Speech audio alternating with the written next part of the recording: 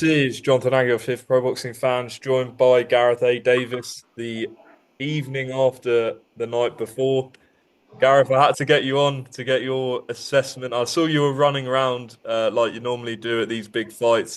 Just give us some of the names you interviewed last I night. had an amazing 8 minute purple patch when I got Gordon Ramsay,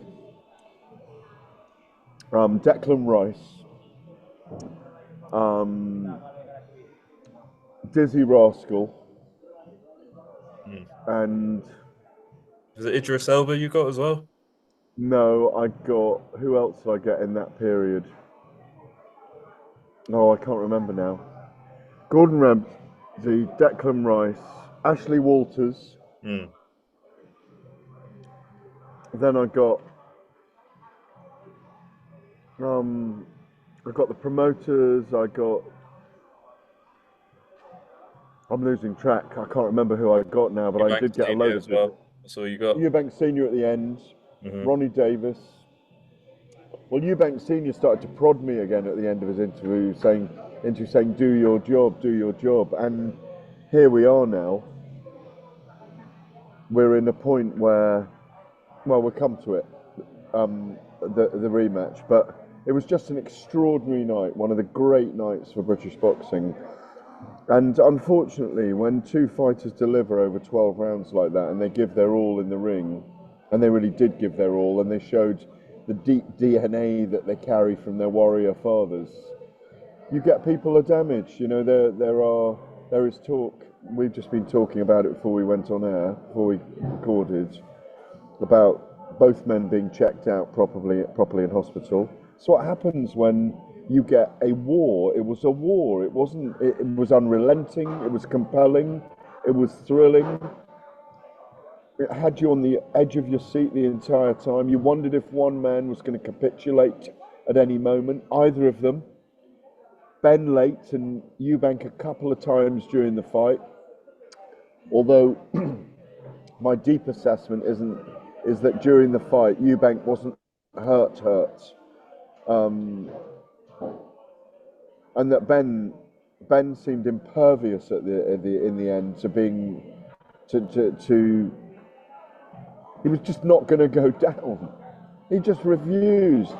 He was not going to be denied his right to finish the fight. I agreed with 8-4 with the judges, by the way. That's how, at least that's how I scored it, and I was scoring it round by round for the Telegraph as well, and it was being recorded. I had it 8-4. I don't know how you had it. I was finding it pretty difficult to score, but I felt it was one or two rounds in it towards Eubank. Yeah, right. I scored 6 clear rounds, the same as the three judges did. The judges agreed. There was a majority or an agreement on 6 of the 12 rounds for Eubank with all three judges, and they were just separated a little bit. There were a couple of swing rounds. Um, if you felt very strongly on a couple of those rounds for Ben, you could have scored it a draw. Mm. And most people scored it 7-5 in the end. I had it 8-4 because I thought the biggest shots were being landed by Eubank. But my word, I admired Ben in there. There was something about him. His stock rose. I know he wasn't the most popular character there, but his stock rose from what he's done. Picking it back up with Gareth A Davies. Gareth, you were just talking about the event itself last night. Yeah, incredible stuff, right? Yeah, and when I lost you just then, a couple from Belfast just came past, the husband and wife who'd been over for the night, and they were talking. Everyone's talking about it Mm. because it resonated. It'll be a moment in time. People won't forget about it. I'm holding my phone. I hope it's not too shaky now. But You see it's it.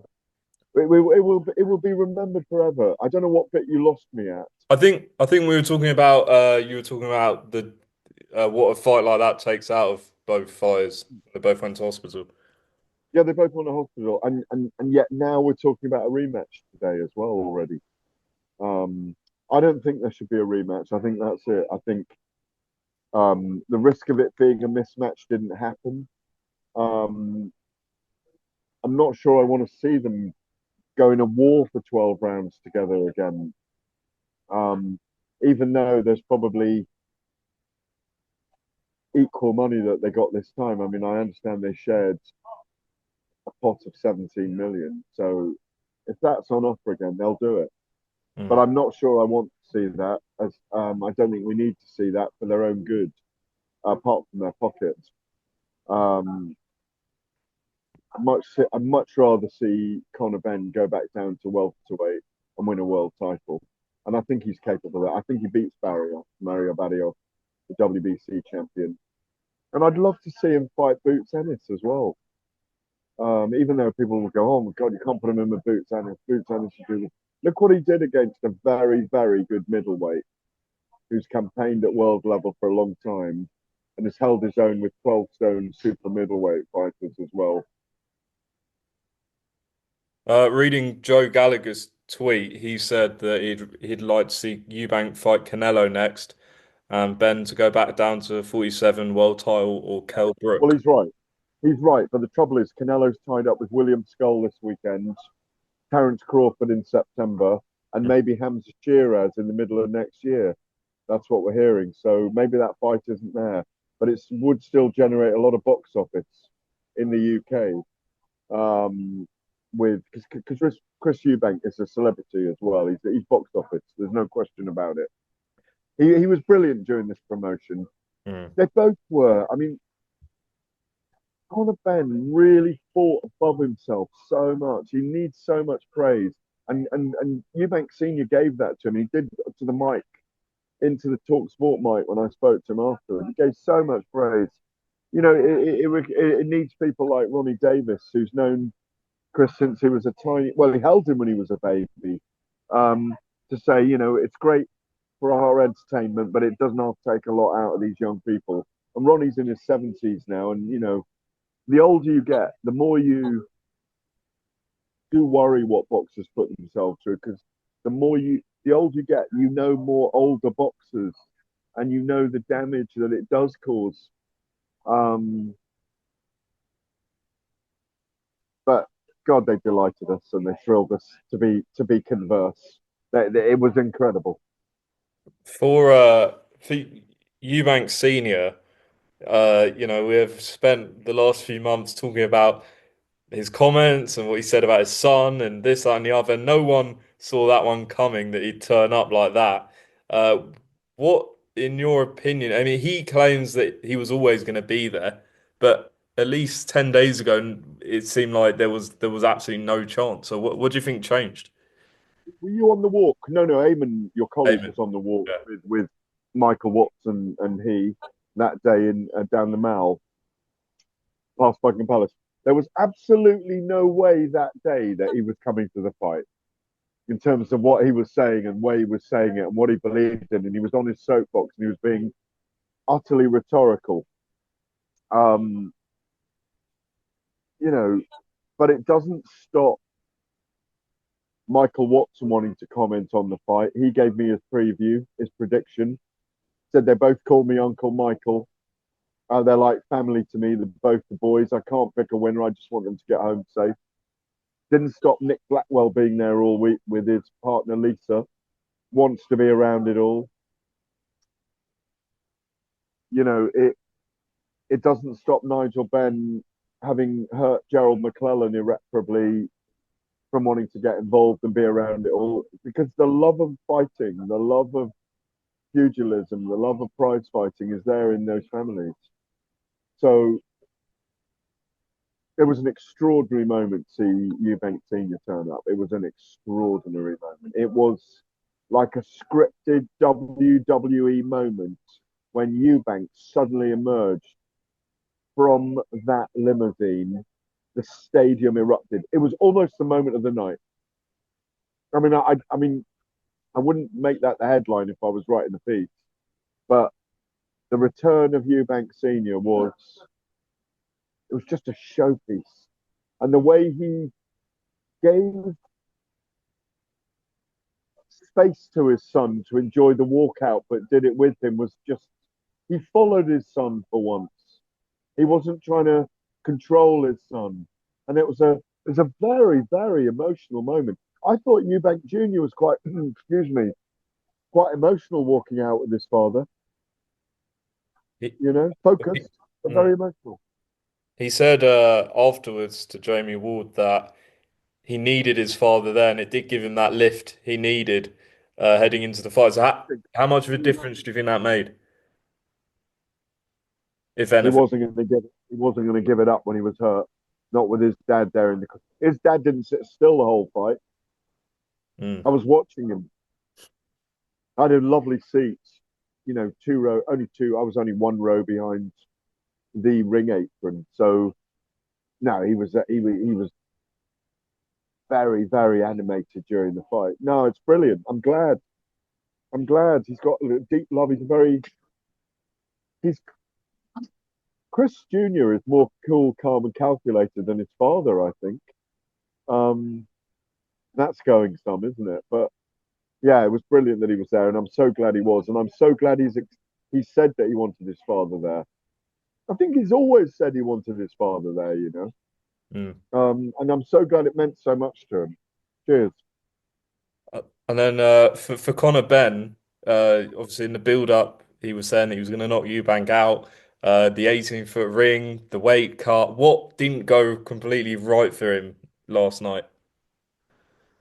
Like He where was in could against well, he well, there's a chance that they don't do the tear up next time and they try and box each other a little bit, I suppose.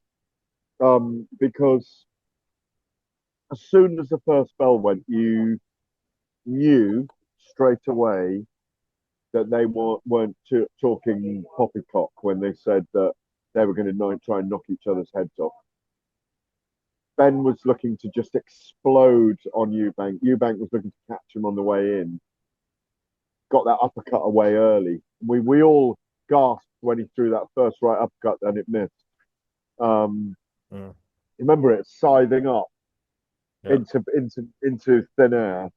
Um, they just they did what they said they were going to do.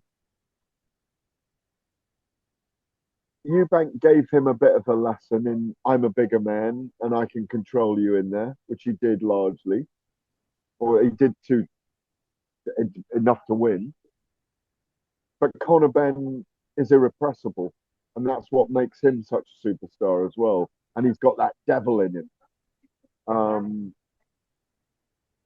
so, I mean, I'm just frightened to see rounds 30 to 24, 13 to 24. But it sounds like we're going to get it. Well, Sounds like we're going to get it. yeah. And just on the undercard, touch on that. I think the biggest story is probably Liam Smith losing to Aaron McKenna. Thoughts on that and the future for Smith?